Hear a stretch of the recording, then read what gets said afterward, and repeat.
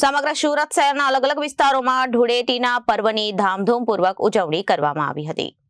ડીજેના તાલે અને અલગ અલગ રંગોના સાથે સુરતી લાલાઓએ ધૂળેટી પર્વની ઉજવણી કરી હતી।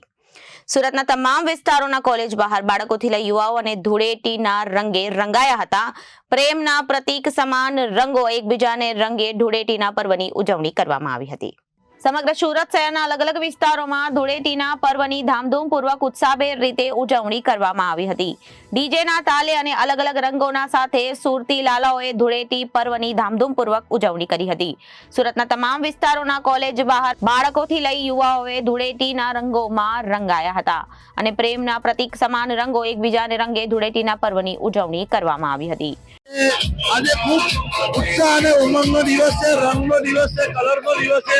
આજે અમે સુરતીઓ અમારા મિત્ર મંડળ સાથે અહીં અમારા એક જે અમારું ડેસ્ટિનેશન છે ત્યાં અમે વર્ષોથી અમે ડેસ્ટિનેશન છે ત્યાં અમે ભેગા થયા અને અમારા તમામ મિત્રો આજે રંગ ઉત્સવ અને નાસ્તા પાણી સાથે આજે આખો દિવસ અમે આનંદ ઉજવશું। આપ સૌને ધૂળેટીની હોળીની શુભકામના, વિજયનો રંગ અને તેજીનો રંગ આખા દેશમાં વસે એવી શુભકામના સાથે આજે અમે આ પર્વ ઉજવી રહ્યા છીએ।